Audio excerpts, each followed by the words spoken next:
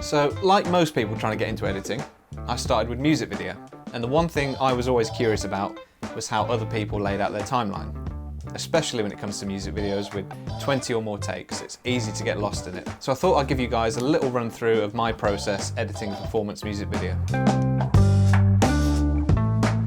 Now, I want to start by saying that my method is by no means the only method. At the end of the day, it all comes down to what works for you. So firstly, you want to start by importing all of your takes as well as your music track into the project. You can do this simply by dragging them in or using Command-I on a Mac or Control-I on a PC. Next, you want to set up your sequence. Now, the easiest way to do this is to simply drag one of your clips onto the timeline. This will copy over the frame rate, resolution, and essentially match your sequence to your footage. For example, if you shot at 4K 25 frames, then that's what your sequence will be. So once you've got your sequence set up, you're ready to start dragging in the rest of your footage. For this particular music video, we have a nice even 10 takes, which is a relatively small number of takes for us, to be honest. Now, it's easy to get lost with that much footage, so I always like to color code each track based on the shot. Now, this can be as simple as yellow for drums, blue for lead singer, and green for the wide shot of the entire band, just for example.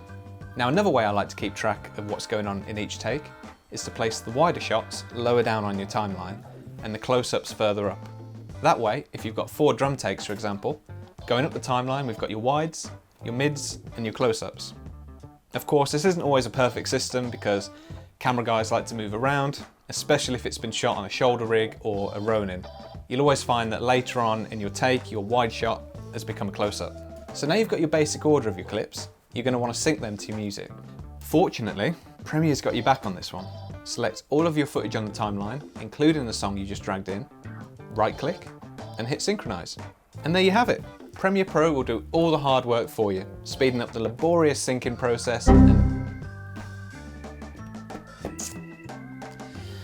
Right, I'm going to level with you. It'll probably do that about 50% of the time, especially if you've got drums in every take drowning out the click track. Sometimes you'll just have to sync up the tracks manually. Again, if the band didn't play to a click track, you can always do this by syncing to the first snare hit of the song or something that clearly stands out in the mix. So now hopefully all your tracks are synced up to the music, so let's get rid of all that scratch audio and neaten up the timeline. It's like my mum always used to say, clean project, clean mind. Or maybe that was underwear. Either way, now you're finally ready to start cutting. Now, personally, I like to keep my main edit line on top of all my takes, usually separated by a locked layer. Why? I don't know. It looks neat, but you don't have to do that if you don't want to. This allows me to make cuts on any of the takes, choosing the sections that I want and simply dragging them up to the top layer. You can do that by hitting Command X, Command V, or Control X, Control V on a PC. Just make sure your top layer is selected in the left panel. Now, at any time, if you want to see what's going on with one of your takes, you can either reference the thumbnail, or if you double click it, you can view that take from that point in your preview window. And there you go. You're ready to start cutting your music video. Thanks for watching, guys. If you've got any questions or suggestions for things you'd like to see covered in this series, please leave a comment below. And if you found this useful, please do the usual thing and like and subscribe.